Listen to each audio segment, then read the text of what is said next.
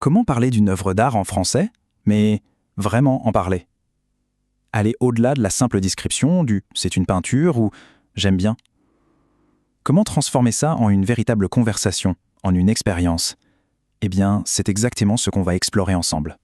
Et tout part de là, de cette idée. Cette citation, elle nous dit une chose essentielle. L'art, ce n'est pas juste un objet qu'on regarde, c'est un miroir. C'est une rencontre qui nous ouvre à quelque chose et, au final, à une partie de nous-mêmes. Gardons ça en tête, c'est notre fil rouge. Pour ouvrir cette fameuse fenêtre, il y a 4 étapes clés. Il ne s'agit pas juste de voir, mais d'observer. Pas seulement de réfléchir, mais de ressentir. Puis de comparer, pour créer des liens, des ponts. Et enfin, d'interpréter, pour trouver un sens qui nous est propre. Donc on est d'accord, l'art c'est avant tout une expérience, une rencontre très personnelle. Mais la question qui se pose c'est comment un lieu, un musée par exemple, peut-il encourager ce genre de voyage intérieur? C'est la grande question en fait. Comment est-ce que l'architecture, la scénographie peuvent nous aider à faire tomber les barrières et à entrer dans un dialogue plus intime avec les œuvres?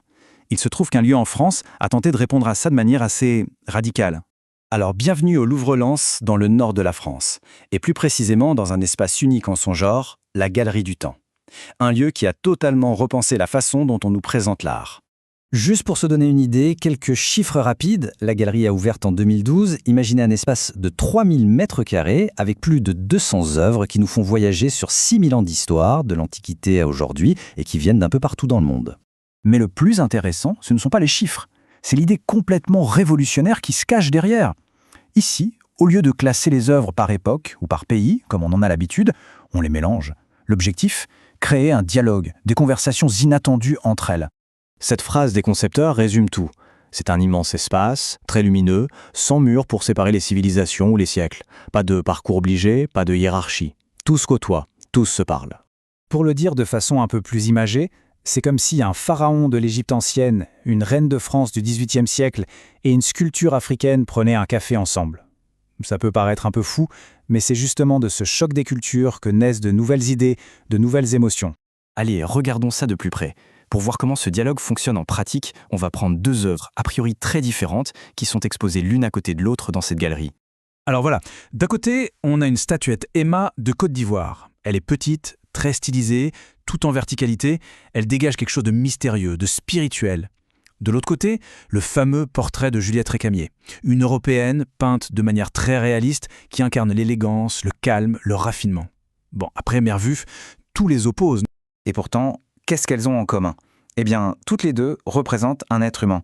Toutes les deux, chacune à leur manière, explorent des questions universelles. La présence au monde, la dignité, l'âme. C'est la même quête de l'essence humaine, simplement exprimée dans des styles radicalement différents. Voilà la magie de la Galerie du Temps. Bien sûr, pour pouvoir participer à ce dialogue, pour mettre des mots sur ce qu'on observe et ce qu'on ressent, il faut des outils. Et en français, la grammaire et le vocabulaire, ce sont nos meilleurs alliés pour ça. Le premier outil indispensable, c'est la forme passive. Pourquoi?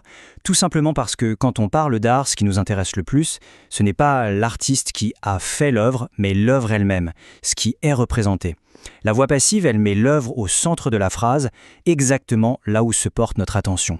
Regardez bien la différence. La voix active, le musée prête des œuvres, met le focus sur le musée. La voix passive, des œuvres sont prêtées par le musée, mais le focus sur les œuvres. C'est subtil, mais ça change complètement la perspective. Deuxième outil, la place de l'adjectif. Alors ça, en français, c'est tout un art. La règle générale, c'est que les adjectifs qui décrivent une couleur, une forme, se placent après le nom. Les adjectifs d'appréciation comme magnifique, on a un peu le choix, et quelques adjectifs très courants comme grand ou petit se placent avant. Et c'est là que ça devient fascinant. Parfois, la position de l'adjectif change complètement le sens. Une grande dame, c'est une femme importante. Une dame grande, c'est une femme de haute taille. Un seul mot, mais 2 mondes différents. Un peu comme en art, où un petit détail peut tout faire basculer. Et puis, bien sûr, il faut un peu de vocabulaire. Voici quelques mots essentiels pour commencer. Des noms pour décrire ce qu'on voit, comme une toile, un buste, et des adjectifs pour exprimer ce qu'on ressent, comme fascinant ou harmonieux. Bon, maintenant, on va rassembler toutes les pièces du puzzle. L'idée de l'art comme expérience, les outils de la langue. Tout ça nous amène à un endroit très personnel, notre propre galerie intérieure. Alors, comment on se lance concrètement? Voici un modèle tout simple mais très efficace. On peut commencer par décrire ce que l'œuvre représente, ensuite donner un peu de contexte. Quand a-t-elle été réalisée? Où est-elle exposée? Puis, on passe au plus personnel, l'impression qu'elle donne et ce qu'on en pense. C'est une base vraiment solide pour commencer à s'exprimer. Parce qu'en fait, cette galerie du temps, ce n'est pas juste un musée dans le nord de la France. C'est une magnifique métaphore de notre propre monde intérieur, de notre identité. Pensez-y. Chacun de nous est un lieu où se mélangent des cultures, des histoires, des expériences différentes, notre passé, notre présent, nos espoirs, nos doutes, tout ça coexiste en nous, sans hiérarchie, pour former la personne que l'on est. Autrement dit, chaque être humain est une galerie du temps vivante, une collection absolument unique et précieuse de moments et d'influences qui sont en dialogue constant à l'intérieur de nous. Et la langue française dans tout ça? Eh bien, c'est le nouveau cadre qu'on peut offrir à cette galerie intérieure. Un beau cadre, ça ne cache pas une œuvre, au contraire, ça la met en valeur, ça la révèle. Apprendre une langue, c'est s'offrir un nouvel outil pour mieux voir et surtout pour mieux partager toute la richesse de sa propre collection.